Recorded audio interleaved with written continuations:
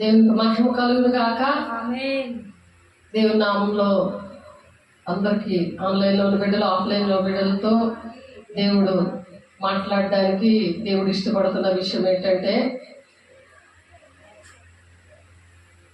సియోను కుమారుతో చెప్పుడి, ఇదిగో నీ రాజు వచ్చుచున్నాడు అనేసి.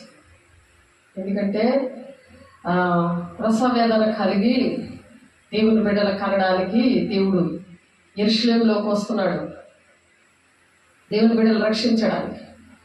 అలా మనం కూడా సియోను కుమార్తెలాగా, కుమారుడిలాగా మనం ఉండాలని దేవుడు ఈ దినాన్న ప్రవక్తల వల్ల చెప్పబడినవి అన్నీ కూడా నెరవేర్చబడడానికి ఇది జరిగింది. ఇది జీవితంలో, మరి అందరి జీవితంలో దేవుడి విషయంలో కూడా దేవుడు సంతోషించిన దినం అన్నమాట. ఇది చాలా స్పెషల్ డే అన్నమాట. ఈరోజు దేవుడు సంతోషిస్తూ ఆనందిస్తూ దేవుని ఘనపరిచే దినము, దేవుని ఆరాధించే గొప్ప దినము. దేవుని 3.5 సంవత్సరాల్లో, 33.5 సంవత్సరాలలో ఆయన మనతో ఉన్న 3.5 సంవత్సరాలు ఆయన సేవలో మనకు పరిచర్య నేర్పించడానికి, భూలోకంలో ఉన్న వాళ్ళందరి కోసం పాప క్షమాపణ ఇవ్వడానికి ఆయన సిద్ధపడుతున్న దినము, ఎంతో సంతోషిస్తూ ఆరాధిస్తున్న దినం అన్నమాట. కాబట్టి ఇదిగో నీ రాజు వచ్చుచున్నాడు, సియోను కుమారి సంతోషించు, యెరూషలేము కుమారి ఉల్లసించు అని చెప్తున్నాడు సంఘానికి. దేవుని బిడ్డలుగా ఉన్న పిల్లలు మరి వాళ్ళ బాధ్యతగా ఉంటారు. ఆ బాధ్యత గల సియోను కుమారితో దేవుడు మాట్లాడుతున్నాడు. దేవుని ఆరాధిద్దాము, ఆత్మతో సత్యముతో ఆరాధించి, ఆన్లైన్లో ఉన్న బిడ్డలు, ఆఫ్లైన్లో బిడ్డలు దేవుని ఆత్మను పొందుకుంటూ దేవుని ఆరాధించండి. వాక్యము నూరంతలుగా ఫలవంతంగా మరి ప్రతి ఒక్కరి జీవితాల్లో కూడా మరి ఫలవంతంగా ఉండి దేవుడు నడిపించును గాక. ఆమేన్, ఆమేన్.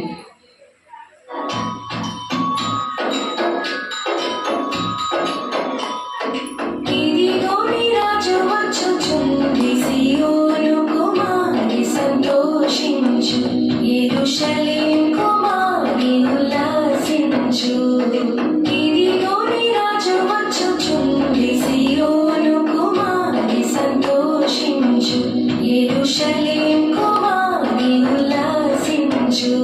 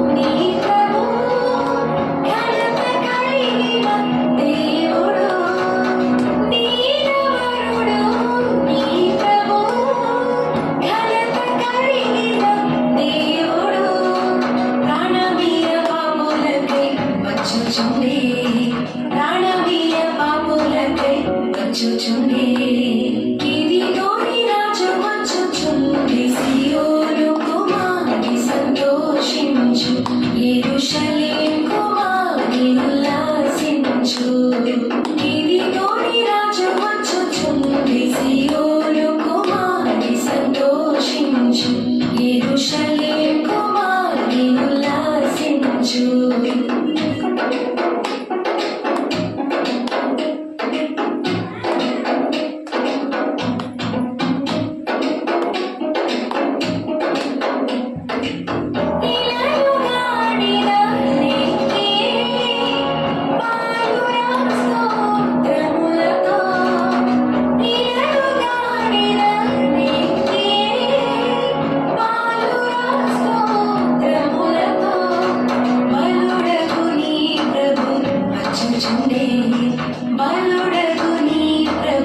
వచ్చుచుండే కిరీటోని రాజు వచ్చుచుండే సియోను కుమారి సంతోషించు యెరూషలేం కుమారి ఉల్లాసించు కిరీటోని రాజు వచ్చుచుండే సియోను కుమారి సంతోషించు యెరూషలేం కుమారి ఉల్లాసించు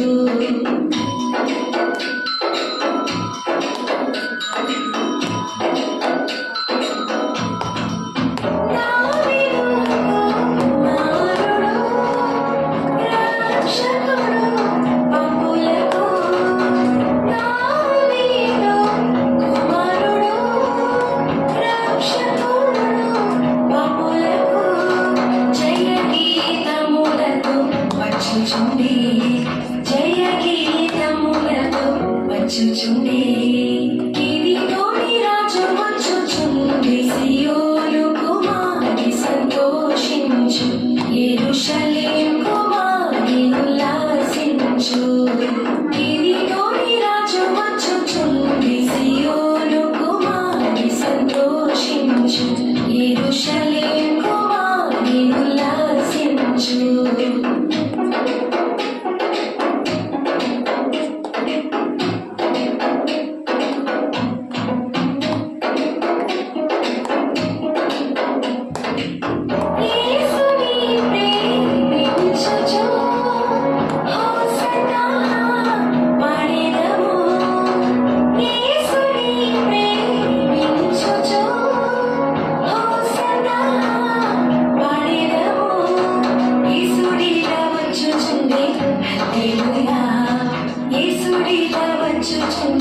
హల్లెలూయా కిరీటోని రాజు వచ్చుచుండే సియోను కుమారి సంతోషించు యెరూషలేం కుమారి ఉల్లాసించు కిరీటోని రాజు వచ్చుచుండే సియోను కుమారి సంతోషించు యెరూషలేం కుమారి ఉల్లాసించు దేవునికి మహిమ కలుగును గాక. ఆమేన్.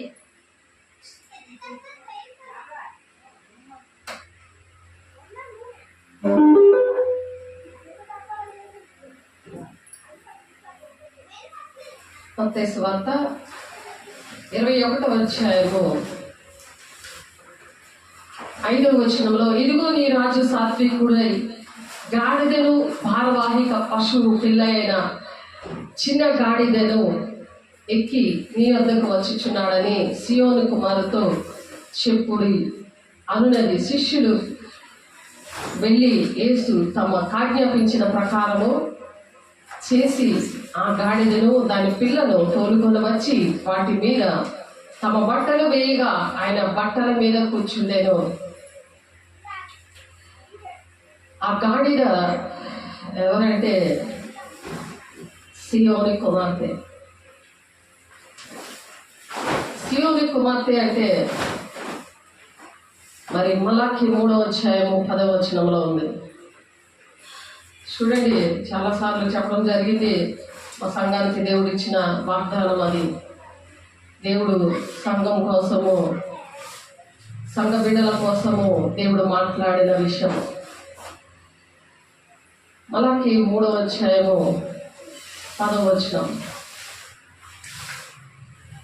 ఎవరైతే అలా ఉంటారో దేవుడు వారి కోసము దేవుడు మాట్లాడుతున్నారు. ఇదిగో నీ రాజు సాత్వికుడై గాడిదను వారి భారవాహిక పశుపిల్ల అయిన చిన్న గాడిదని ఎక్కి నీ వద్దకు వచ్చుచున్నాడని సీయోను కుమార్తెతో చెప్పుడి అని చెప్తూ శిష్యులు వెంటనే వెళ్ళి ఆ గాడిద కట్టబడి ఉందన్నమాట. అది కట్టబడి ఉంది. తిరిగిన గాడిది దేవుడికి అవసరం లేదు. అది అడవి గాడిద, కంచర గాడిద, ఈ కట్టబడిన గాడిద, ఈ 3 గాడిదలలో దేవుడికి ఇష్టమైనది దేవుడు కట్టబడిన గాడిద. దానికి బంధకాలు ఉన్నాయి. ఆ బంధకాలన్నీ కూడా దేవుడు విడిపించడానికి, దేవుడు మరొకసారి దేవుడు మనల్ని హెచ్చరించడానికి మరి ఆ కట్టబడిన గాడిదే అడవి గాడిదలాగా, కంచర గాడిదలాగా తయారవుతే మరి దేవుడు బాధపడుతూ దేవుడు ఈ దినాన్న మాట్లాడుతున్నారు దేవుడు బిడ్డ. అందుకనే మనం ఏంటంటే వాక్యం ద్వారా సరి చేసుకోవడానికి ఇష్టపడాలి. సీయోను కుమారి ప్రమాది స్త్రీ వలననే నీ వేదన పడి ప్రసవించుము, నీవు పట్టణము విడిచి బయట నివాసము చేతువు, బబులోను పురము వరకు నీవు వెళ్ళుదువు, అక్కడనే నీవు రక్షణ పొందుదువు, అక్కడనే యెహోవా నీ శత్రువుల చేతుల నుండి నిన్ను విడిపించును.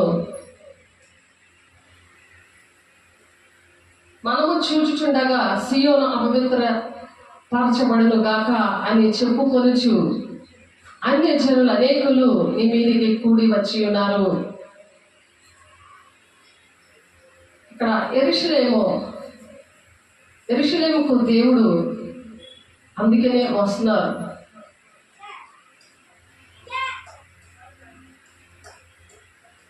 మూడున్నర సంవత్సరాలు సేవలో దేవుడు ఈ మొట్టలాది వారము విషయంలో 4 సువార్తల్లో దేవుడు రాస్తున్నారు. మరి ఒలీవల కొండ నుండి యెరూషలేము వరకు కూడా దేవుడు ఊరేగించబడుతున్నాడు ఆ సీయోను కుమారి అనే గాడిద మీద. ఆ సీయోను కుమారి అనే గాడిద చిన్న గాడిద పిల్ల అన్నమాట. గాడిద పిల్ల 7వ వచనంలో ఉన్నది చూడండి. ఆ గాడిదను దాని పిల్లను తోలుకొని వచ్చి వాటి మీద తమ బట్టలు వేయగా ఆయన బట్టల మీద కూర్చుండెను. ఆ బట్టల మీద కూర్చున్నప్పుడు గాడిదకి విలువ వచ్చింది. గాడిద ప్రసవ వేదన కలిగి దేవుని పిల్లల్ని రక్షిస్తే దానికి విలువ వస్తుంది. అది రాజమార్గంలో నడుస్తుంది. దానికి గౌరవం ఉంటుంది, దానికి అభిషేకం ఉంటుంది, ఫలవంతంగా ఉంటుంది, తండ్రి చిత్తాన్ని నెరవేర్చి దేవుని రాజ్యానికి వస్తుంది అది. కాబట్టి ఆయనకి ఏ విధమైన దేవుడికి ఏ విధమైన సాత్వికమైన మనసు ఉందో అటువంటి మనసు దేవుడు సీయోను కుమార్తెన మన కోసము, సంఘము కోసము, దేవుని పిల్లల కోసము, పరిశుద్ధులకు ఒక్కసారి వచ్చబడిన బోధ విషయంలో దేవుడు మాట్లాడుతున్నారు. దేవుని బిడ్డ ఆ గాడిదను దాని పిల్లను తోలుకొని వచ్చి వాటి మీద తమ బట్టలు వేయగా ఆయన బట్టల మీద కూర్చుండేను. జన సమూహములోను అనేకులు తమ బట్టలు దారి పొడుగున పరిచిరి, కొందరు చెట్ల కొమ్మలు నరికి దారి పొడుగున పరిచిరి. జన సమూహములో ఆయనకు ముందు వెళ్ళిచుండిన వారును వెనుక వచ్చుచుండి వారును దావీదు కుమారునికి జయము, ప్రభు పేరిట వచ్చేవాడు స్తుతింపబడును గాక, సర్వోన్నతమైన స్థలములలో జయము అని కేకలు వేస్తున్నారు. దేవుని పిల్లలు ఆ విధంగా దేవుని మహిమపరిచే బిడలుగా ఉండడానికి సీయోను కుమార్తె మీద అంటే మనం దేవుణ్ణి మోసుకొని వెళ్ళాలి. పరిశుద్ధాత్మనే మనలో ఉన్నప్పుడు ఆయన మోసుకొని వెళ్ళినప్పుడే ఎక్కడికి వెళ్ళే జయము, అక్కడే గౌరవము. దేవుడికి మరి యేసయ్యకి సంతోషము, యేసయ్యకి జీవితంలో తన జీవిత చరిత్రలో సంతోషకరమైన దినం ఏంటంటే ఈ దినమే. ఆయన సంతోషించి ఆనందించిన దినము ఏంటంటే ప్రజలలోనికి పరిశుద్ధాత్మ దేవుడు వచ్చాడు. వచ్చి చిన్నపిల్లల దగ్గర నుంచి అందరూ కూడా ఆరాధించారు. ఆయన్ని ఆరాధించిన దినం అన్నమాట. సంతోషం. యేసయ్యకి తండ్రి మరి ఘనపరిచిన యేసయ్యని తండ్రి ఏం చేశారు? ఘనపరిచారు. ఆ చిన్న గాడిద పిల్ల మీద యేసయ్య కూర్చున్నారు. ఆ గాడిద పిల్ల అని ఉంది కదా అక్కడ. ఆ గాడిద మీద యెహోవా తండ్రి కూర్చున్నారు. ఆయన ఆత్మస్వరూపుడే ఉన్నాడు కాబట్టి మరి కనిపించలేదు అక్కడ. కాబట్టి అక్కడ అభిషేకించాడు దేవుణ్ణి. అక్కడ అభిషేకించి దేవుని పని చేయడానికి, తండ్రి చిత్తం నెరవేర్చడానికి దేవుడు అక్కడ ఉన్నాడు. దేవుడు మహిమ కలుగును గాక.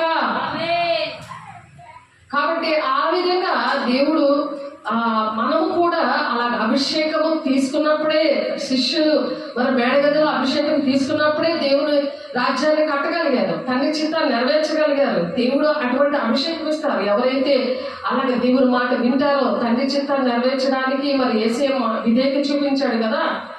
ఆయన మహిమనంతటిని విడిచిపెట్టి, అలాగ మనకున్న సమస్తాన్ని విడిచిపెట్టి మనం ఆ విధంగా సమర్పణ జీవితం, సంపూర్ణమైన భక్తి కలిగి ఉండి, మాన్యతైన భక్తి కలిగి ఉండి, మనుషులందరి కోసం, రాజుల కోసం మీరు ప్రార్థన చేస్తే మీరు నెమ్మదిగా బ్రతుకుతారు. దేవుని దృష్టికి అనుకూలమైనది ఇది అని తిమోతి పత్రికలో రాసినట్లుగా సీయోను కుమార్తెగా, అందుకే సీయోను కుమార్తెకి చెప్పండి అని చెప్తున్నారు అక్కడ. కాబట్టి ఆయన యెరూషలేములోనికి వచ్చినప్పుడు ఏం జరిగింది, అక్కడ పట్టణమంతా ఈయన ఎవరో అని కలవరపడ్డారు. ఈయన ఎవరో అని కలవరపడుతుంటే జనసమూహం ఈయన గలిలయలోని నజరేతు వాడకు ప్రవక్త అని యేసు అని చెప్పారు. ఆ యేసయ్య నీ మీద ఉన్నప్పుడు నీకు కూడా ఒక ప్రవక్త అనుభవం వస్తుంది. ఎందుకంటే ఈ పరిశుద్ధులకు ఒక్కసారి అప్పచెప్పబడిన బోధలో మనం పోరాడుతున్నప్పుడు, అపోస్తుల బోధలో ప్రవక్తలుగా, అపోస్తులుగా, మరి కాపర్లుగా, బోధకులుగా, ఉపదేశకులుగా మరి 5 పరిచర్యలు దేవుడు అప్పచెప్పారు. ఎఫెసీ 4:13 ఈ సంఘానికి గ్లోరీ గాస్పెల్ చర్చ్ ఆర్గనైజేషన్ అని పేరు పెట్టి, అది దేవుడు మరి స్థిరపరిచి క్రీస్తు అనే బండ మీద నేను కడతానని పేతురికి ఏ విధంగా చెప్పాడో ఆ విధంగా దేవుడు ఆత్మీయ బిడ్డలతో, మరి సంఘ కాపరితో దేవుడు నాతో మాట్లాడిన విషయాలు, దేవుని బిడ్డలతో మాట్లాడిన విషయాలు, నా మందిరము ప్రార్థనా మందిరం అనబడును అని వ్రాయబడి ఉన్నది. అయితే మీరు దాన్ని దొంగలకుగా చేసిన వారని చేశారు అని చెప్తున్నాడు దేవుడు. మీరు ఎవరు సంఘంలో అలా దొంగలకుగా చేశారో సరి చేసుకునే దినము దేవుని బిడ్డ అలా చేసుకున్నప్పుడు ఆ గుడ్డితనము పోతుంది. వాళ్ళు ఎట్టి వెళ్తున్నారో, గుడ్డివాడికి త్రాము చెప్పలేడు కదా, వాడు ఇద్దరు కలిసి గుంటలో పడతారనే పరిస్థితిలో ఉన్న వాళ్ళందరూ యేసు నామములో లేవనెత్తబడుదురు గాక. దేవుడు అందుకని వచ్చాడు. మళ్ళీ ఆ గుడ్డివారిని, కుంటివారిని దేవాలయంలో ఆయన యొద్దకు రాగా ఆయన వారిని స్వస్థపరిచాడు. ఆయన ఆరాధిస్తున్నారు కదా, పరిశుద్ధాత్మతో నింపబడి, ఆ చిన్న పిల్లల మీదుగా దేవునాత్మతో నింపబడి, చిన్నపిల్లల పండగ ఇది. కాబట్టి చిన్నపిల్లలతో పెద్దవాళ్ళు ఏంటి అందరూ కూడా చిన్నపిల్లల్లాగా పరిశుద్ధాత్మతో నింపబడినప్పుడు అవుతారు. అందుకనే అనేకమైన సార్లు చిన్నపిల్లలారా అని సంబోధన ఇస్తూ ఉంటాడు పౌలు. కాగా ప్రధాన యాజకులు, శాస్త్రులు ఆయన చేసిన వింతను దావీదు కుమారునికి జయము అని దేవాలయంలో కేకలేస్తా ఉన్నారు. చిన్నపిల్లలను చూచి ఆ కేకలేస్తుంటే సాతాను కూడా మంట వచ్చేస్తుంటది. ఇష్టం ఉండదు, ఆ వాక్యం అంటే ఇష్టం ఉండదు, వీడియో కాల్ అంటే, యూట్యూబ్ ఛానల్ అంటే ఇష్టం ఉండదు, ఆ దేవుని ఆజ్ఞలు పాటించడం అంటే ఇష్టం ఉండదు, ఆ కేకలేసి దేవుని స్తుతిస్తుంటే ఇష్టం ఉండదు, వాక్యం అర్థం కాదు. అలాంటి చిన్న పిల్లల లాంటి మనసున్న దేవుని పిల్లలతో దేవుడు ఏం చెప్తున్నాడు ఇక్కడ, ఆ కుంటి వారిని ఇవన్నీ కూడా దేవుడు అద్భుత కార్యాలు చేస్తుంటే, అటువంటి పరిచర్య ఉంటే, అంత అభిషేకంతో ఉన్న పరిచర్య, మహిమ పరిచర్య అంటే గ్లోరీ అంటే మహిమ, సువార్త మహిమ, గాస్పెల్ అంటే సువార్త, అటువంటి సువార్త దేవుడు వెదజల్లుతా ఉంటే ఆ దేవాలయం ఆయన వద్దకు రాగా వారిని ఆయన్ని స్వస్థపరుస్తున్నాడట. ఆ దేవాలయం దగ్గర అనేక మందికి స్వస్థతలు జరిగాయి. ఇక్కడ అనేక అద్భుత కార్యాలు జరిగాయి, ప్రవచనాలు, దర్శనాలు అన్ని కూడా జరిగాయి దేవుని బిడ్డలారా. అయితే కాగా ప్రధాన యాజకులను, శాస్త్రులు ఆయన చేసిన వింతలను దావీదు కుమారుడికి జయము అన్నారు. అంటే శాస్త్రులు, పరిసయ్యులు, సద్దూకయ్యులు పక్కనే ఉన్నారు. ఏంటంటే మరి ఆదివారం, శుక్రవారం వాళ్ళు ఏం చేశారు, సిలువేయండి, బర్బాన్ని విడిచిపెట్టండి అని ఆయన పక్కనే ఉన్నారు. ధర్మశాస్త్రోపదేశకులు వాళ్ళకి అన్ని వచ్చు, సద్దూకయ్యులు, పరిసయ్యులు వాళ్ళందరూ కూడా ఏంటంటే అన్ని వచ్చి కూడా అలా కపట సహోదరులాగా అలా ఉన్నారు. ఈ కార్యాలన్నీ చూశారు కొంతమంది సంఘంలో ఉన్న బిడ్డలు. వాళ్ళు ఏం చేశారు, వాళ్ళలో ఉన్న చీకట్లు అనేకమైన దొంగ బోధల దగ్గర తీసుకుపోతున్నారు. అది దీని అర్థము. కాగా ప్రధాన యాజకులు, శాస్త్రులు ఆయన చేసిన వింతలను దావీదు కుమారునికి జయము అని దేవాలయంలో కేకలు వేచిన చిన్న పిల్లలు చూసి కోపంతో మండిపడ్డారు. కోపం వచ్చేస్తుంది అంట ఆమెకి, నాకెందుకు జరగలేదు, నాకెందుకు ఇది రాలేదు, కోపం వచ్చింది వాళ్ళకి. కోపంతో మండిపడి, వీరు చెప్పుచున్నది వినుచున్నావా అని ఆయనను అడిగారు. మళ్ళీ ఎదురుగా యేసయ్యను అడుగుతున్నారు. సేవకులు అడుగుతుంటారు. సేవకులు అడిగి ఏమంటారంటే అంత తిరగబడి చేసే స్వభావంతో ఆయన అడిగారు, యేసయ్యను అడిగారు. సేవకులు అడిగితే ఎవరిని అడుగుతున్నట్లు లెక్క? యేసయ్యను అడుగుతున్నట్లు లెక్క అక్కడ. అందుకు యేసు వినుచున్నాను, బాలు రేపు చంటి పిల్లలకు నోట స్తోత్రం సిద్ధింప చేసేది కానీ మాట మీరు ఎన్నడూ చదవలేదా అని వారితో చెప్తున్నాడు. ప్రవచనాలు నెరవేర్చబడడానికి ఇవన్నీ జరుగుతున్నాయని మత్తయి 21:4 ఉంది ఆ మాట. ఇవన్నీ జరుగుతున్నాయి. అలాగే చిన్నపిల్లలు 3వ క్లాస్ చదువుతున్న మరి ఎస్తేర్ అన్న అమ్మాయికి పరిశుద్ధాత్మతో దేవుడు నింపితే మొత్తం కంటోన్మెంట్ చర్చిలో మరి అందరూ చూసి, ఎక్కడమ్మా నీ కాపరి, ఎవరి దగ్గర పెరుగుతున్నావమ్మా, ఇంత చిన్న వయసులో నువ్వు దేవుని ఆత్మతో ఇలాగా నింపబడుతున్నావు అని అడిగారు. నన్ను భాషలతో ఫుల్గా నింపుతుంటే శాస్త్రం పరిశీలి సర్దుకేలాగా నా సంఘ బిడ్డలు అలా చూస్తున్నారుగా నన్ను పొందుకుందామని ఆశపడలేదు. దేవుని బిడ్డ సియోను కుమార్తె నీతో మాట్లాడుతున్నాడు దేవుడు. ఇప్పుడు అడవి గాడిదలాగా మరి దానికోసం మనం చెప్పుకుందాము. ఏంటంటే అరణ్యములో అంటే లోకములో ఉంటూ లోకము దేవుడు కావాలని నామకార్థమైన జీవితము. కంచర గాడిద అంటే ఇటు గుర్రానికి గాడిదకి పుట్టింది అనమాట. అది అంటే ఇటు దేవుడు కావాలి, ఇటు లోకం కావాలి. దాన్ని కంచర గాడిద అంటారు. నామకార్థమైన జీవితం. దేవుడి యొక్క ప్రణాళిక అక్కర్లేదు, దేవుని మాటలు అవసరం లేదు, సంఘం అవసరం లేదు. మరి ఇంట్లో తల్లిదండ్రుల మీద ఏంటి, పిల్లల మీద ఏంటి, మరి సేవకుల మీద ఏంటి, అందరి మీద తిరుగుబాటు చేసే గుణం ఉన్నది అడవి గాడిదికి. అవన్నీ వాక్యాలు బైబిల్లో ఉన్నవి, మనం చూద్దాం టైం ఉంటే చూడండి. ఇవి సంతోషం ఏంటంటే యేసయ్యకి తండ్రి గణపరిచేందుకు మరి ఆ శిష్యులు పరిశుద్ధాత్మతోని అందరిలో కూడా పనిచేస్తా వచ్చాడు. ఈ దినాన శిష్యులు అనేక మంది శిష్యులు వచ్చారు అక్కడికి. ఈ దినము ఆశీర్వాదకరమైందని మరి ఆ దేవుడు మాట్లాడుతున్నారు. ఎందుకంటే భస్మ బుధవారం నుంచి ఈ ఆదివారం వరకు కరెక్ట్గా 45 దినాలు. కాబట్టి మటల ఆదివారం నుండి పరిశుద్ధం వారము అంటే హోలీ వీక్ ఈ ఆదివారం నుండి స్టార్ట్ అవుతుంది. హోలీ వీక్ పరిశుద్ధ వారము స్టార్ట్ అవుతుంది. కాబట్టి ఈ పరిశుద్ధ వారంలో సరి చేసుకోవడానికి మనము కొంత ఇప్పుడు ఈరోజు చెప్పుకుందాము. ఆ పరిశుద్ధ వారం స్టార్ట్ అయ్యే రోజు నుండి అప్పుడు కొన్ని చెప్పుకొని సరి చేసుకున్నప్పుడు మరి దేవునికి ఇష్టమైన దేవుడు మోసే గాడిదలాగా మనం ఉందాం. కట్టబడిన మన శాపములో పాపములో అన్ని కూడా విడిపించి దేవుడు మోసే బిడ్డలుగా, దేవుని భారం మోసే బిడ్డలుగా, తండ్రి చిత్తాన్ని నెరవేర్చే బిడ్డలుగా దేవుడు మనల్ని నిర్ణయించాడు. దేవునికి మహిమ కలుగును గాక. ఆయన చిత్తమని దేవుని బిడ్డలారా, ఆయన పిలుపు దర్శనం ప్రకారము దేవుడు ఎవరెవరికి ఏం చెప్పారో అవన్నీ కూడా నెరవేర్చబడును గాక. అప్పుడు యూదులు క్యాలెండర్ ప్రకారం ఏంటంటే పస్కా పండుగకి ముందు రోజు ఇది పస్కా పండుగ రోజుల్లో వస్తుంది అనమాట. ఈ మట్టల ఆదివారము ఏం జరిగిందంటే ఆ రోజు యేసయ్య తన శిష్యులతో ఎరుకో పట్టణం నుండి బయలుదేరి వస్తున్నాడు. అది లూకాసువార్త 19వ అధ్యాయంలో ఎరుకో పట్టణం నుండి బయలుదేరి వస్తున్నాడు యెరూషలేముకి. ఇది తన చివరి ప్రయాణం అనమాట. ఇది చివరి ప్రయాణం దేవుడిది. దారిలో మరి ఒలీవల కొండ దగ్గర మరి ఆయన పరిశుద్ధాత్మ కార్యాలు అవన్నీ కూడా చేశాడు. ఒలీవల కొండ దగ్గర ఇందాక స్వస్థతలు అవన్నీ చూసాం కదా. ఈ 2 జంట నగరాలు ఆ చిన్న ఊరు అనమాట. అది ఆ 2 పట్టణాల్లో ఒకటి బెతనియా, బెతస్దా. ఆ గ్రామాల్లోకి దేవుడు వచ్చాడు.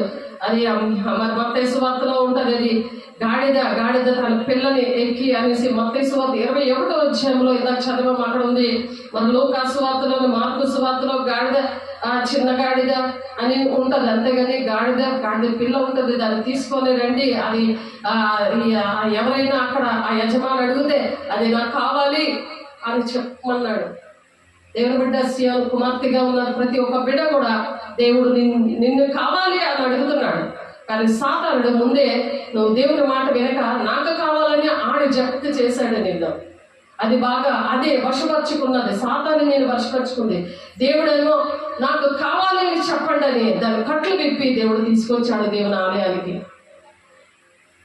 దేవుని బిడ్డ, దేవుడు ఎంతో బాధతోటి చెప్తున్న విషయాలు. దేవుడు సంతోషించే దినాలలో దేవుడు అటువంటి బిడల కోసము, ఆ యెరూషలేము మందిరం కోసము, అది అక్కడ ఉన్న ప్రజల కోసము దేవుడు బాధపడుతూ తన ప్రాణాన్ని పెట్టడానికి వచ్చాడు. మనం అనుక్షణం కూడా ఆయన్ని సిలువ వేసే వారిగా ఉండకూడదు. శివుని కుమార్తెలాగా ఉండాలి. ఆ కంచర గాడిదలాగా, అడవి గాడిదలాగా ఉండకూడదు దేవుని బిడ్డ. కాబట్టి దావీదు అక్కడ ఏం చెప్తున్నారు, ఏసయ్య గాడిద మీద కూర్చుండి కింద బట్టలు వేసినప్పుడు ప్రభు కోసము ప్రభు కోసము వేస్తే ఆ గాడిద నడుస్తుంది. ఆ గాడిదకి ఎప్పుడైతే మాట వింటారో, అప్రసభ్యతన కలిగి బిడ్డలను కంటారో, బబులోను పురం వరకు నువ్వు వెళుతావు, అంటే లోకము వరకు, లోకం అంచుల వరకు నువ్వు వెళ్ళిపోతావు. అక్కడే నువ్వు రక్షణ పొందుతావు. అక్కడ నీకు శ్రమలు వస్తాయి. ఆ శ్రమ బట్టి నువ్వు రక్షణ పొందుకుంటావు. దేవుని దగ్గర నువ్వు గోజాడతావు. అక్కడ నీకు ఆ శత్రువు ఎప్పుడైతే నువ్వు నీతిని రాజ్యాన్ని వెతికి దేవుని చెప్పిన పని చేసి ప్రసవేదనతో సంఘం కోసము, దేశం కోసము నువ్వు ప్రార్థన చేస్తావు. మరి సంఘ బాధ్యతల విషయంలో, తండ్రి చిత్తం విషయంలో నువ్వు బాధ్యతలు వహిస్తావు. అప్పుడు శత్రువుల చేతిలో నుండి నేను నిన్ను విమోచిస్తాను. మనము చూచుచుండగా సియోను అపవిత్రపరచబడును గాక అని చెప్తున్నాడు. అక్కడ అందరూ చూస్తుండగానే సియోను కుమార్తెకి అటువంటి పరిస్థితులు వస్తాయి. కాబట్టి ఆ అపవిత్రమైన ఆ గాడిద గుర్రము ఏంటంటే యుద్ధానికి వెళ్తుంది. గుర్రం మీద వేసి వస్తాడు రెండవ రాకడలో. అక్కడ ఆ రెండవ రాకడలో వచ్చినప్పుడు గుర్రం మీద ఇప్పుడు గుర్రం మీద యుద్ధానికి వస్తాడు. ఇప్పుడైతే శాంతిగా వస్తున్నాడు ఆయన. ఆ గాడిద పిల్ల అనే దేవుడి పిల్లలుగా ఉన్న మనము ఆ గాడిద పిల్లలు కట్లు విప్పడానికి వస్తున్నాడు. కట్టులు విప్పించుకోవాలి, కానీ విప్పించుకొని మళ్ళీ ఆ పాపంలోని కుక్క తన వాంతికి ఎలాగైతే తిరుగుతాదో, పంది ఎలాగైతే ఆ బురదలో పొర్లుతాదో అట్టి విధంగా ఉండకూడదు. దేవుని దుఃఖపరిచే వారిగా ఉన్నారా, లేకపోతే దేవునికి ఇష్టంగా ఉన్నారా అని దేవుడు అడుగుతున్నాడు. దేవుని దగ్గర సరి చేసుకోవాలి. కాబట్టి గాడిద పిల్ల విషయంలో దేవుడు మాట్లాడుతున్నారు. యెహోవా దేవుడు యేసయ్యని అభిషేకిస్తున్నాడు దేవుడు పని చేయడానికి. మరి ఆ గాడిద పిల్లకు కూడా అభిషేకం వస్తుంది కదా. నువ్వు దేవుడు వెంబడించినప్పుడు, ఆలయానికి వచ్చినప్పుడు, సేవకులతో మాట విన్నప్పుడు, సేవకుల మాట విన్నప్పుడు దేవుని రాజ్యానికి నువ్వు ఆ విధంగా రాగలవు దేవుని బిడ్డ. కాబట్టి యేసయ్య ఆ గాడిద మీద కూర్చున్నప్పుడు, ఆ బట్టలు వేసినప్పుడు దేవునికి ఆ గాడిద కూడా ఆ బట్టల మీద నడుచుకొని వచ్చినప్పుడు గాడిదకి ఎంత గౌరవం ఉంది. వినకపోతే గౌరవం ఉంటుందా? అపవిత్రమైనది ఆ గాడిద. శాంతి కోసము శాంతిగా వస్తున్నాడు ఆయన. యెరూషలేము మందిరంకి అపవిత్రమైనది రాకూడదు, కానీ అపవిత్రమైన గాడిదనే మనిషిని దేవుడు ఆలయంలోకి తీసుకొస్తున్నాడు, యెరూషలేము మందిరానికి తీసుకొస్తున్నాడు. అక్కడ ఆ ధర్మశాస్త్ర ప్రకారం అపవిత్రమైన దాని మీద ఎక్కి రాకూడదు. మరి ఆ పవిత్రమైనది గాడిద కూడా రాకూడదు. కాబట్టి అటువంటి అపవిత్రమైన జీవితాలు మనుషులకి ఉన్నప్పుడు దేవుడు ఆ విధంగా దేవుడు పరిశుద్ధపరచడానికి దేవుడు శిలువ మీద ఆయన ప్రాణం పెట్టడానికి వస్తున్నాడు. కాబట్టి మరి యెరూషలేములో అందరూ కూడా కలవడపడుతున్నారు, ఈయన ఎవరు అని చెప్పి. ఆయన ప్రవక్త అని అక్కడ చెప్తున్నారు. కాబట్టి అద్భుతాలు అక్కడ దేవుడు చేస్తున్నాడు. కాబట్టి గాడిద ఎందుకు మరి ఎక్కి వచ్చాడంటే, గాడిద శాపగ్రస్తమైన జీవితంలో ఉన్న దాన్ని కట్లు విప్పి తీసండి, అది నాకు కావాలి అని దేవుడు అడుగుతున్నాడు. దేవుడు బిడ్డ ఎక్కడ ఉన్నావో ఆ కట్లు తెంపబడి దేవుడు కట్లు తెంపి నా దగ్గర తీసుకొని రండి అని చెప్తున్నారు. అది నాకు కావాలి. గాడిద లాంటి మనసు, ఆ కంచర గాడిద లాంటి మనసు, అడవి గాడిద లాంటి మనసు ఉండకుండా దేవుడు మరి దేవుని మోసే గాడిదగా ప్రతి ఒక్కరూ ఉండాలి గాక. ఒక పాపిని మందిరానికి తీసుకొస్తున్నాడు. ఇది గాడిద మీద దేవుడు యెరూషలేముకి మరి ఎక్కడ నుండి వస్తున్నాడు ఆయన? ఒలీవల కొండ నుండి యెరూషలేము వరకు ఆయన దేవాలయంలో ప్రవేశించడం. సాయంత్రం ఏమో బేతానియాలో ఉన్నాడు, మరి సంతోషిస్తున్నాడు. ఈ దినం ఆశీర్వాదకరము. అందుకే ప్రతి పాపము శాపంలో ఉన్న వాళ్ళందరి కోసం కూడా ఆయన ప్రాణం పెట్టడానికి వస్తున్నాడు. కాబట్టి ఆ గాడిద మరి ఆ గాడిదను దాని ఆ పిల్లను తోలుకొని వచ్చి వాటి మీద తమ బట్టలు వేయండి అని చెప్తున్నారు. కాబట్టి ఆ బట్టల ఆదివారం రోజు దేవుడు అక్కడ మెసేజ్ చక్కటి వాక్యం చెప్పారు. మరి లూకాసు 37-38లో శిష్యులు వచ్చి సమాజంగా ఊరేగిస్తున్నారు, ఆరాధిస్తున్నారు. ఆయన శిష్యులుగా ఉండి దేవుని మాట వింటున్న వాళ్ళు ఆరాధిస్తారు. శిష్యులుగా లేకపోతే వాళ్ళు ఆరాధించలేరు కదా. కాబట్టి మత్తయి 21:13-14లో మరి అనేక స్వస్థతలు చేశాడు ఆయన. మరి ఆయన స్వకీయుల యొద్దకు వచ్చాడు. స్వకీయుల యొద్దకు వచ్చినప్పుడు యోహాను సువార్త 1:11 ఉన్నది. ఎంత సంతోషంగా దేవుడు స్వకీయుల దగ్గరకు వస్తే ఆయన్ని అంగీకరించలేదు. అందుకనే బంధువులు మనల్ని అంగీకరించారు, కుటుంబము అంగీకరించలేదు కదా అని సాతాను గడి వీళ్ళు పడుకోబెడుతూ ఉంటాడు. నా కుటుంబం రక్షించబడలేదు, దేని పనికి వస్తానని. కానీ యోసేపు రక్షించబడ్డాడు. తన కుటుంబాన్ని అంతటినీ ఎలాగా మరి ఇచ్చేవాడిగా, ఆయన కరువులో ఉన్నప్పుడు ఎలాగా ఆమె బాగు చేశాడు. తండ్రి మరి చనిపోయాడు యాకోబు, మరి యోసేపు యాకోబు మరి ఏ విధంగా ఏడ్చాడు యోసేపు కోసము. నా కుమారుడు బతికే ఉన్నాడని ఎలా పరిగెత్తాడు. మరి యోసేపు ఏ విధంగా క్షమించి కౌగులించుకున్నాడు వాళ్ళందరినీ. రాజుగా ఉండి మరి ఐగుప్తుని ఏలుబడి చేస్తూ మరి ఏ విధంగా తన చిన్ననాటి నుండి దేవుడి కళలతో మాట్లాడుతూ ఉన్నప్పుడు మరి పోతీఫరు భార్య నుండి తన పాపం నుండి ఎలా విడిపించుకున్నాడు. తను ఒక్కడే కదా అని ఎలా నిలబడ్డాడు, అలా నిలబడి కుటుంబాన్ని రక్షించుకోవాలి. దేవుడి బిడ్డ స్వకీయుల దగ్గరికి మనం వెళ్తాం, కానీ ఇక్కడ యేసయ్య అదే చెప్తున్నారు. ఆయన తన స్వకీయుల దగ్గరికి వచ్చాను, ఆయన స్వకీయులు ఆయన అంగీకరించలేదు, మెస్సయ్యాని గుర్తు పెట్టలేదు. ఆయనే మెస్సయ్యాని కుటుంబం గుర్తు పెట్టలేదు, ఇశ్రాయేలు ప్రజలు గుర్తు పెట్టలేదు. కానీ గుర్తుపట్టలేదు కాదు కదా, సిలువ వేసేశారు. బరబ్బాయే కావాలి మాకు, ఖచ్చితంగా విడిచిపెట్టండి, వేసేది సిలువ వేయండి అని కేకలేశారు. దేవుని బిడ్డ ఆయన అద్భుత కార్యం చూశాడు. మరి ఆయన ఊరేగించారు. కానీ ఆనోళ్ళే అలాగున్నారు. కాబట్టి దేవుని సేవకులు ఆ విధంగా మరి వాళ్ళ విషయంలో కూడా బాధ్యత లేకుండా వాళ్ళు మరి సొంత పిల్లలు, ఆత్మీయ పిల్లల దగ్గరికి వెళ్ళిన పరిస్థితి, కాపరి పరిస్థితి కూడా ఆ విధంగానే ఉంది. కాపరి అంటే యేసయ్య మిమ్మల్ని నడిపిస్తుంది, మంచి వ్యక్తిగా మీకోసం ఎంచుకున్నది దేవుని బిడ్డలుగా, సేవకులుగా మమ్మల్ని. కాబట్టి సంఘం విషయంలో దేవుడు మిమ్మల్ని అడుగుతున్నాడు. దేవుని బిడ్డ నువ్వు ఏ విధంగా ఉన్నావు? యెరూషలేము రాజధానిగా చేసుకుంటాడు. మరి అక్కడికి వచ్చాక మరి సోషలిజం వచ్చేస్తుంది, సమాజం వస్తుంది, నవ సమాజం వచ్చేస్తుంది. కాబట్టి ఈ ముందుకి ఇటువంటి పరిస్థితులు వస్తాయి. మన యెరూషలేము మందిరం విషయంలో ఇప్పుడు జరుగుతున్న విషయాలన్నీ ఇవే, మన జీవితాల్లో కూడా జరుగుతున్నవి ఇవే. కాబట్టి ఇవన్నీ అర్థం చేసుకోవడానికి మరి దేవుణ్ణి స్తుతించాలి, ఆరాధించాలి. రన్ ఫర్ జీసస్ అని మరి ఈరోజు మరి దేవుని కోసం ర్యాలీలు ఇవన్నీ. ఎందుకంటే ఇటువంటి విషయాలు అసలు మట్లాధారం అంటే ఏంటి, దేవుడు ఎందుకు ఒలివ కొండ దగ్గర నుండి యెరూషలేముకి ఆయన గాడిద మీద వస్తున్నాడు, గాడిద మీద ఎందుకు ఎక్కి రావాలి? ఏ గుర్రం మీద ఎంత మంచి చక్కగా రావచ్చు కదా అంటే శాంతిని ఇవ్వడానికి వస్తున్నాడు.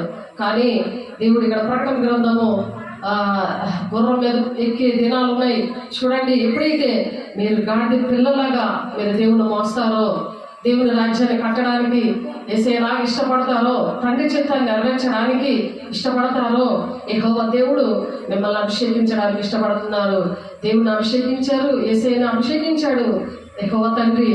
మరి చిన్న పిల్లల్ని మరి ఆరాధించారు. అందరి మీద దేవుని ఆత్మను పొందుకునేలాగా దేవుడు ఈ దినాన్ని ప్రతి ఒక్కరూ ఆరాధించారు, మతము కులము భేదం లేకుండా. ఆ విధంగా దేశం అంతా కూడా ఈరోజు దేవుని ఘనపరిచే దినము, దేవుడు సంతోషపరిచే దినము. యేసయ్యని ఘనపరుస్తున్నారు కదా ఆయనకి. మరి కాబట్టి ఖర్జూరపు మట్టలతో మరి చెట్లు కొమ్మలు అన్నీ కూడా వేసి ఆయన్ని ఆరాధించారు, పూజించారు. కాబట్టి ప్రకటన 7వ అధ్యాయంలో ఆయన గుర్రం మీద రాబోతున్నాడు. కాబట్టి ఎవరైతే మరి దేవునికి అవిధేయతగా ఉండి కంచరగాడిదలాగా మరి ఎలా మరి అడవి గాడిదలాగా ఉన్నారు. వాళ్ళు సరి చేసుకోవడానికి దేవుడు సహాయం చేయను గాక. మరి ప్రకటన గ్రంథం 7వ అధ్యాయము 9వ వచనం చూసి మనము మరి ఈ విషయాలన్నీ కూడా మత్తయి సువార్త 21వ అధ్యాయం 1 నుండి 17 వచనాలు ఉన్నాయి. అలాగే మార్కు సువార్త 1:11 వచనాల్లో ఉన్నాయి. అలాగే లూకా సువార్త 19వ అధ్యాయము 29వ వచనం నుండి లాస్ట్ వచనం వరకు ఉన్నాయి. మరి సమయం లేదు కనుక మీకు వాక్యాలు చదువుకోండి, మీకు ఇంకా అర్థమవుతాయి. యోహాను 12వ అధ్యాయం 12 నుండి 25 వచనాలు ఉన్నాయి. కాబట్టి యేసుక్రీస్తు వారి జీవితంలో మొట్టమొదటి నాడు జరిగిన ఈ సంఘటనలన్నీ ఇందులో ఉన్నాయి. కాబట్టి ప్రవక్తల వల్ల చెప్పబడిన ఆ మాటలు నెరవేర్చబడడానికి దేవుడు ఇవి నెరవేర్పు జరిగిపోయాయి. కానీ నెరవేర్పు జరగవలసింది మనము చూసి ఊహించుకుందాం. ప్రకటన 7వ అధ్యాయము, ప్రకటన గ్రంథం 7వ అధ్యాయము మరి 9 నుండి 17 వచనాలు చూద్దాం. అటు తర్వాత నేను చూడగా ఇదిగో ప్రతి జనములో నుండి, ప్రతి వంశములో నుండి, ప్రజల్లో నుండి, ఆయా భాషలు మాట్లాడే వారిలో నుండి వచ్చి ఎవడునూ లెక్కింపజాలని ఒక గొప్ప సమూహము కనబడెను. వారు తెల్లని వస్త్రములు ధరించుకున్న వారే ఖర్జూరపు బట్టలు చేత పట్టుకొని సింహాసనం ఎదుటను గొర్రెపిల్ల ఎదుటను నిలబడ్డారట. ఇది మనకి ఇది జరగబోతుంది. ఎవరైతే దేవుని బిడ్డలుగా దేవునికి ఇష్టమైన సియోను కుమార్తెగా ఉంటారో వాళ్ళకి దేవుడు ఏం చెప్తున్నారంటే, ఈ ఖర్జూరపు మట్టలు పట్టుకొని తెల్లని వస్త్రంలో ధరించుకున్న వారే వాళ్ళు గొర్రెపిల్ల ఎదుట నిలబడతారట. గొర్రెపిల్ల ఎవరు? యేసయ్య గారు. మరి దేవుడు ప్రాణం పెట్టిన ఆ దేవుని ఎదుట మనం నిలబడవలసిన దినాల్లో ఈ అంచె దినాల్లో ఉన్నాం. సింహాసనాసుడైన మా దేవునికి, గొర్రె పిల్లకును, మా రక్షకుడైన రక్షణకై స్తోత్రమని మహాశబ్దముతో ఎలుగెత్తి చెప్తామన్నమాట. అక్కడ ఆ దేవదూతలు అందరూ కూడా సింహాసనం చుట్టూను, పెద్దల చుట్టూను, 4 జీవుల చుట్టూను నిలవబడి ఉండేది. వారు సింహాసనం మీద సాష్టాంగపడ్డారు. యుగముల వరకు మా దేవునికి స్తోత్రం మహిమ అని చెప్తున్నారు. ఆ జ్ఞానము, కృతాస్తుతులు, ఘనతయు, శక్తియు, బలమును కలుగునుగా కానీ వాళ్ళు చెప్తారు. అప్పుడు మనం చెప్తాం అనమాట. ఎప్పుడైతే తండ్రి చిత్తాన్ని నెరవేర్చడానికి మీకు ఆ 4:10 ప్రకారము ప్రార్థన చేసినప్పుడు శక్తుల నుండి దేవుడు విడిపించి ఆయన మహిమపరిచే బిడ్డలుగా, తండ్రి చిత్తాన్ని నెరవేర్చే బిడ్డలుగా వేసి ఏ విధంగా స్వస్థతలు చేశారో, ఏ విధంగా తండ్రి చిత్తాన్ని నెరవేర్చడానికి అభిషేకించబడ్డాడో ఆ విధంగా అభిషేకించబడి తండ్రి చిత్తాన్ని నెరవేర్చబడుదురు గాక. మనమందరూ కూడా యుగముల వరకు మా దేవునికి స్తోత్రము, మహిమయు, జ్ఞానమును, కృతాస్తుతులు, స్తుతియు, ఘనతయు, శక్తియు, బలమును కలుగునుగా కానీ అక్కడ చెప్పచ్చు దేవునికి నమస్కారం మనం చేస్తాం. అక్కడ మరి అంటే జరగబోయే విషయాలు ఇవి. మరి ఫ్యూచర్లో మన జీవితాలు అలాగుంటే పెద్దలో ఒకడు తెల్లని వస్త్రంలో ధరించుకుని ఉన్న వీరెవరు, ఎక్కడ నుండి వచ్చారు అది అడుగుతుంటే అక్కడ చెప్తారు. అందుకు నేను అయ్యో నీకే తెలియననగా అతడు ఈరాజు నాతో చెప్పాను, వీరు మహాశ్రమ నుండి వచ్చిన వారు.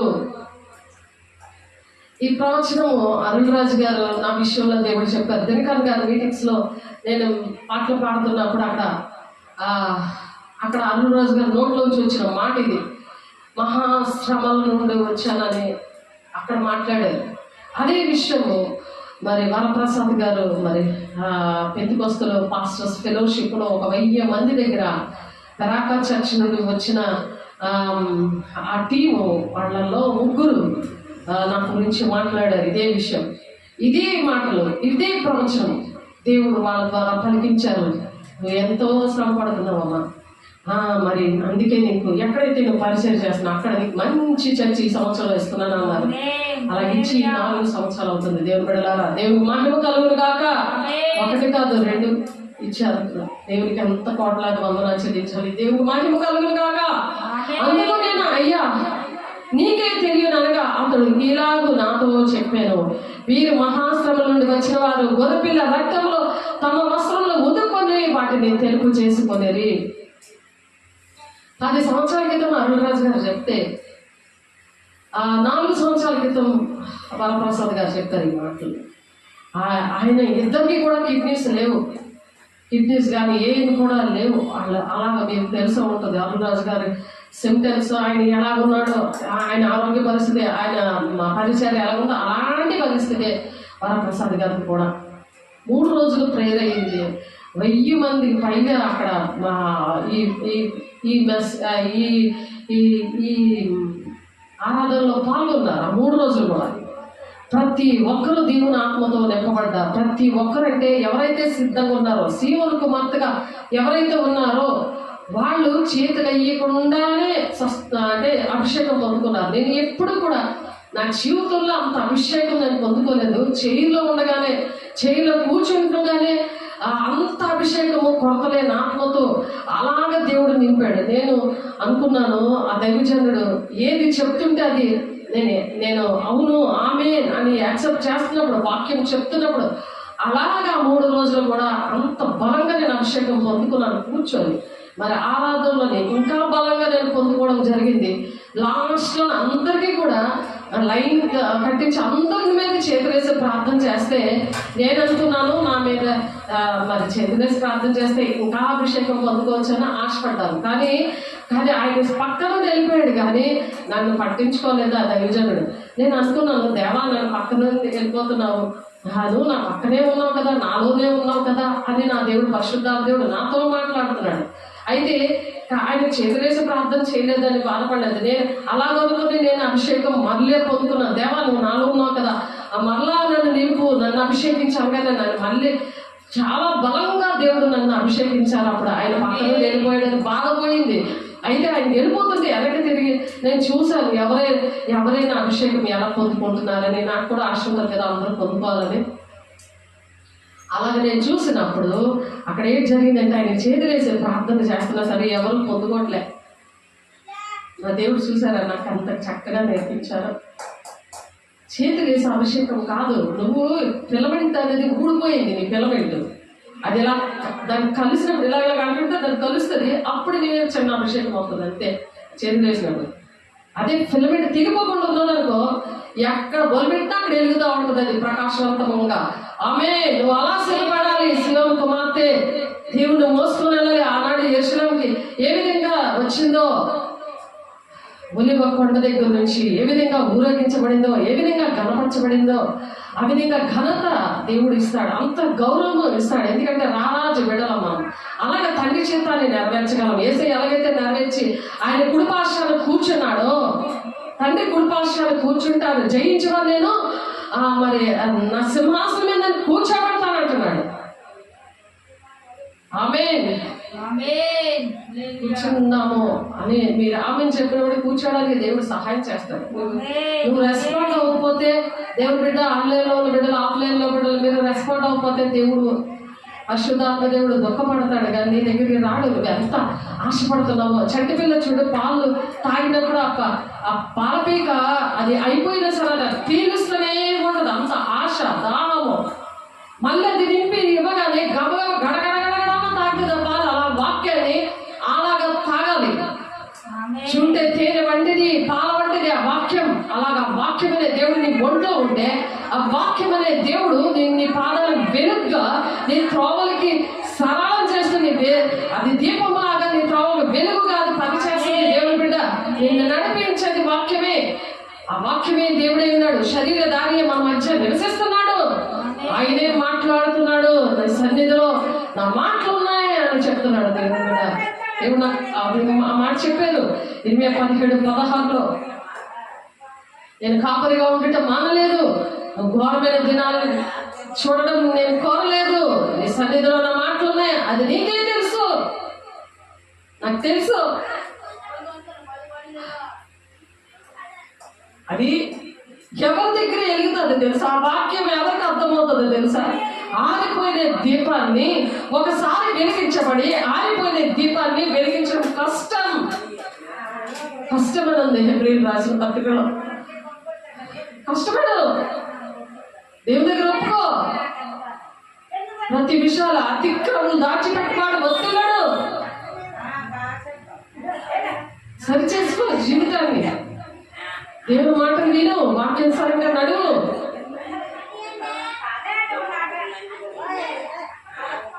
అబద్ధాలు అందరూ ఆడుతున్నారు కానీ నేనే ఆడేస్తాను, ఏదో చర్చికి వెళ్ళి మొక్కేసుకొని వచ్చేస్తాను, అది కాదు. సంఘాన్ని పట్టించుకుంటున్నావా? సేవకులు ఎలా ఉన్నారో చూస్తున్నావా? దేవుని రాజ్యం పాడైపోతుందని నీకు అర్థమవుతుందా? నీ డబ్బులన్నీ ఎక్కడ పెడుతున్నావు? దేవుడు ఇచ్చిన డబ్బులన్నీ నీ శక్తి అంతా ఎక్కడ పెడుతున్నావు? ఎవరికి ఖర్చు పెడుతున్నావు? ఇవన్నీ దేవుడి సొత్తు. దేవుడు ఇచ్చింది ప్రతిదీ కూడా దేవుడి. నేను అలా ఒప్పుకున్నప్పుడే దేవుడు నన్ను అభిషేకించాడు. సమస్తము నీది ప్రభా, నాకు కలిగిందంతా నీవి, నా కుటుంబము, నాకు ఇచ్చింది అన్ని కూడా నీవి. అటువంటి సమర్పణ జీవితము దేవుడు మీకు ఇచ్చిన గాక. అటువంటి సమర్పణప్పుడు దేవుడు అలా సమర్పించుకొని వచ్చాడు కదా, అది మహిమ అంతా నేను విడిచిపెట్టి నువ్వు విడిచిపెట్టలేవా? ఆ భూలోక సంబంధమైన అన్ని వెతుక్కోమంటే, సుఖభాగాల మీద మనసు పెట్టుకొని ఉంటే, లోకము దేవుడు కలిసి ఉంటే దేవుడు ఎలా మాట్లాడతాడు, ఎలా అభిషేకిస్తాడు?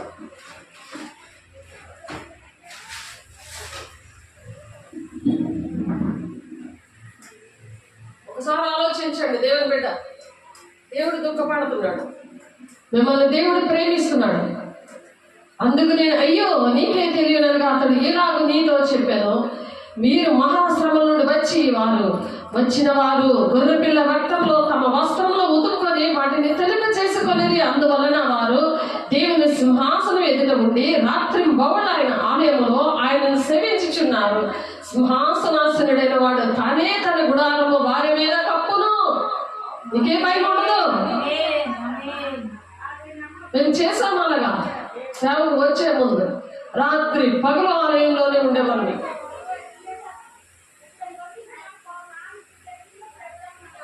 అవన్నీ దేవుడు చూసి, ఎవరో తెలీదు, అరుణరాజు గారు ఎక్కడున్నారో తెలీదు, అలా దేవుడు అభిషేకించాడు. 99లో, దానికి ముందు 98లో అక్కడ అలాగా దేవుడు అభిషేకించాడు.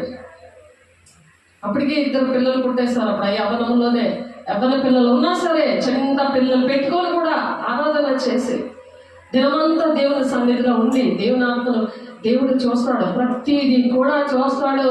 దేవుడు అభిషేకం ఇచ్చేవాడు. దేవుడు యెహోవా తండ్రి ఎందుకు ఆ తల్లి పెద్దగాడి దాని మీద కూర్చున్నాడు? ఆయన ఆత్మస్వరూపే ఉన్నాడు. ఎప్పుడు అర్థమవుతుంది అది? ఆయన అభిషేకించాడు నన్ను అక్కడ. అది నశించిపోతున్న వాళ్ళు వెర్రితనంగా ఉన్నది. అందువల్ల మీరు దేవుని సింహాసనం ఎదుట ఉండి రాత్రి బహుళ ఆయన ఆలయంలో ఆయన సేవించుచున్నారు. సింహాసనాశ్రయుడైన వాడు తానే తన గుడారం వారి మీద కప్పెను. వారికి ఇక మీదట ఆకలైనను దాహమైనను ఉండదు. అలా కష్టపడ్డాము ఆలయం విషయంలో అక్కడ వైజాగ్లో. అది చూసి దేవుడు అరుణరాజు గారి ద్వారా ఎన్ని శ్రమలున్నా సరే, ఎన్ని కష్టాలున్నా సరే, కుటుంబంలోని సంఘంలో ఎలా ఉన్నా, సంఘం అబద్ధ బోధతో ఉన్న సంఘమైనా సరే, 2 సంఘాలు చిన్ననాటి నుండి కూడా మరి పరిశుద్ధంగా మా డాడీ పెంచినా సరే ఆ పరిశుద్ధత కాపాడింది, వాక్యములను కాపాడింది. దేవుని యొక్క సింహాసనం దగ్గర కూర్చోండం బట్టి, దేవాలయంలో రాత్రి పగలు కూర్చోండి పర్సనల్ గా దేవునితో గడపడం బట్టి, మనసిప్పి దేవునితో మాట్లాడుకోవడం బట్టి 3 రోజుల ఉపవాస ప్రార్థనలో పరిశుద్ధాత్మ ఫస్ట్ నేనే నా దేవుడు నన్ను అభిషేకించాడు. 5 పట్టుకోలేక అంత బలమైన అభిషేకం వచ్చిన పేపర్ లాగా తేలిపోయింది నా బాడీ అంతా. అలాగ ఉన్నది నా శ్రమలు కానీ ఏమీ నాకు గుర్తులేవు. ఏంటంటే పాపలు ఉన్నాయి అవన్నీ ఎలా డిలీట్ చేసేసాడు దేవుడు. అలా డిలీట్ అయిపోతే అదే గుర్తురావు. దేవుని అభిషేకం అటువంటిది. ఏలేరుగా సింహాసనం మధ్య నుండి గొర్రె పిల్లవారికి కాపరియే జీవజలంలో బొగ్గ ఎందుకు వారిని నడిపించాడు. ఆ జీవజల బొగ్గే ఒక దాహం, దేవుని రాజ్యం కట్టాలని. దేవుణ్ణి మరి పరిశుద్ధాత్మతో నింపబడినప్పుడు అరణ్యానికి ఎలా గీడ్చుకొని వెళ్ళాడో, పరిశుద్ధాత్మ దేవుడు సాతాను మీద జైని ఎలాగిచ్చాడో ఒక ఛాలెంజ్గా అలాగ నాకు మరి ఈ గ్రామాల వెంట విజయనగరం తీసుకొచ్చి మరి ఇంగ్లాపల్లి, జొన్నగుడ్డి, ఇంగ్లాపల్లి, మేడపల్లి, తర్వాత జమ్ము, నారాయణపురం, అరకువేలి, ధరంపూరి, అలాగ మానిక వలస, అలాగ గొంకలాలు, అలాగ లైన్గా దేవుడు ఆపలేదు, ఆరాధన ఆపలేదు. జీవజల బొగ్గలాగా వాక్యం ఆగలేదు, ఆయన అభిషేకం ఆగలేదు. దినము కూడా అభిషేకం అలాగ పొందుతూనే ఉంది. పొంగిపోలే పార్తగా ఒక వేదన, దుఃఖము దేవుడి బిడ్డల విషయంలో దేవుడు ఇచ్చాడు. ఆ ప్రేమని దేవుడు ప్రేమగా వస్తున్నాడు, సంతోషంగా వస్తున్నాడు, తండ్రి చింత నెరవేర్చడానికి. ఎంత నమ్ముకొని వస్తున్నాడో చూడండి. ఆయన ప్రాణం పెట్టడానికి, తండ్రి చింత నెరవేర్చడానికి. ఆ సంతోషం ఉందా? అనుక్షణము దేవుని గాయపరిచే హృదయం ఉందా? అటువంటి బోధలు వింటూ ఆలోచించండి.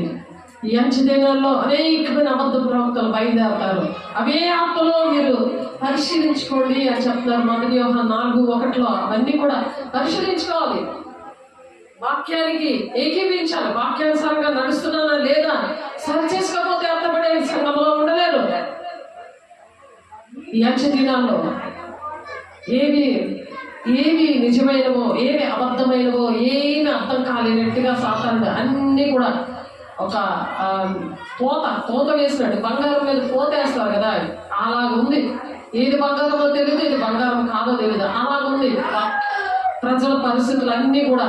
ఏలైనా సింహాసనం మధ్య ఉండే గొర్రె పిల్ల వారికి కాపరియ జీవజల బొగ్గు ఎద్దుకు వారి నడిపించును. దేవుడే వారి కన్నుల నుండి ప్రతి బాష్ప బిందువులు తుడిచివేయను. దేవుడు తుడుస్తున్నాడు. ఆ వేదన, దుఃఖం ఆయన ప్రేమించాడు, ఎవరు ప్రేమించరు. ఆయన పోషించాడు, ఎవరు పోషించరు. ఆయన అర్థం చేసుకున్నాడు, ఎవరు అర్థం చేసుకున్నారు. తను ప్రేమించాడు. సమస్తము సమకూడి చేసే దేవుడు. అది చాటి చెప్పిన రోజు అన్నమాట. ఈ రోజు అది చాటి చెప్పాలి. ఈ దినాన అట్టి కృపా దేవుడు అనుగ్రహించిన గాక. ప్రార్థన చేసుకుందాము. సరి చేసుకోండి, ప్రార్థన చేయండి. వాక్యము ఇందాక చెప్పిన వాక్యం అంతా కూడా మరి మత్తయి సువార్త 21:1-17, మార్కు సువార్త 1:1-11, లూకా సువార్త 19:29 లాస్ట్ వచనాల వరకు, యోహాను సువార్త 12:12-25 చదవండి. దేవుని దగ్గర మరి మీకు 4:10 ప్రకారము మరి శత్రువులు నుండి విడుదల, ఒక వేదన దుఃఖము తెచ్చేది అభిషేకం. లెమ్ము తిజరిలము వెలుగు వచ్చిందనే అని దేవుడు చెప్తున్నారు. లెగవాలి, దేవుడికి సరి చేసుకోవాలి, దేవుని ఆజ్ఞలు పాటించాలి, దేవుడికి ఇష్టంగా నడవాలని దేవుడు కోరుకుంటూ మనం ప్రార్థన చేసుకుందాము. సరి చేసుకుందాము. ప్రతి ఒక్కరూ సరి చేసుకోండి, దేవుడి శక్తిని పొందుకోండి. పరిశుద్ధ ప్రేమ గల దేవా, అభిషక్తుడా, నీ కృపగల నామంలో, నీ మహిమ గల నామంలో ప్రభా, అయా నా తండ్రి నాయన, అయా నా తండ్రి నాయన, మీరు యెరూషలేము పట్టణానికి మీరు వచ్చారు ప్రభా నాయన, ఊరేగించబడ్డారు ప్రభా. అయా తండ్రి నాయన, మరి గుర్రం మీద మీరు రాబోతున్నారు ప్రభా నా తండ్రి, గాడిద మీద ఇప్పుడు శాంతిగా వస్తున్నారు నాయన, మహా ఉగ్రతతో మీరు రాబోతున్నారు. ప్రకటన 2:9 లెక్కింప జాలని ఒక గొప్ప సమూహము కనబడుతుంది దర్శనంలో నాయన. యోహాను గారికి పద్మాసు ద్వీపంలో వారు తెల్లని వస్త్రాలు ధరించుకున్న వారే నా తండ్రి. అయా మట్టలు, ఖర్జూరపు మట్టలు చేత పట్టుకొని ప్రభా నా తండ్రి, సింహాసనం ఎదుట, గొర్రె పిల్ల ఎదుట నాయన వారు నిలబడ్డారు ప్రభా తండ్రి. అయా మేము మట్టి కృపనని మీరు మహాశ్రమల నుండి వచ్చారని, నీ కోసం కరువైన, ఖడ్గమైన, హింసైన, ఉపద్రవమైన నీ ప్రేమ నుండి ఎడబాపునా అని చెప్తున్నా ప్రభా. అట్టి విధంగా తండ్రి చింతాన్ని మేము నెరవేర్చడానికి, మా బిడ్డలు నెరవేర్చడానికి, చేతులెత్తిన బిడ్డలందరూ నెరవేర్చడానికి మీరు సహాయం చేస్తున్నందుకు అయా, మీరే ప్రతి పాపాన్ని, దోషాన్ని, అతిక్రమాన్ని అయా నా తండ్రి మీరు క్షమించి, కనికరించి, కృప చూపిస్తున్నందుకు అయా, అక్కడికి ప్రతి దురాత్మ శక్తులను యేసు నామములో కాలిపోవులు గాక, మహిమ గల నామములో కాలిపోవులు గాక, నీ శక్తి గల నామములో కాలిపోవులు గాక. అయా మారు మనసు రక్షణ, అయా భాగ్యాన్ని ప్రతి ఒక్కరికి అనుగ్రహించండి. నీ చిత్తాన్ని నెరవేర్చే బిడ్డలుగా మీరు ఆశీర్వదిస్తున్నందుకు, దీవిస్తున్నందుకు, మహిమ పొందుకుంటున్నందుకు, నీ అభిషేక తైలంతో అలంకరిస్తున్నందుకు మీకే వందనాలు చెల్లిస్తూ అయా, నీ మాట విని మంచి సాక్ష్యాల ద్వారా మేము కలుసుకోవడానికి మీరు కృప చూపిస్తున్నందుకు వందనాలు, స్తోత్రాలు చెల్లిస్తూ యేసయ్య పరిశుద్ధ నామములో బ్రతిమలాడి వేడుకుంటున్నాం తండ్రి. ఆమేన్. తండ్రి యొక్క దీవెన, కుమారుని యొక్క కృప, పరిశుద్ధాత్మ యొక్క సహవాసం సదాకాలము మనందరికి తోడైండు నడిపించును గాక. ఆమేన్. దేవునికి మహిమ కలుగును గాక. God bless you. దేవుడు మిమ్మల్ని దీవించి ఆశీర్వదించును గాక. ఆమేన్.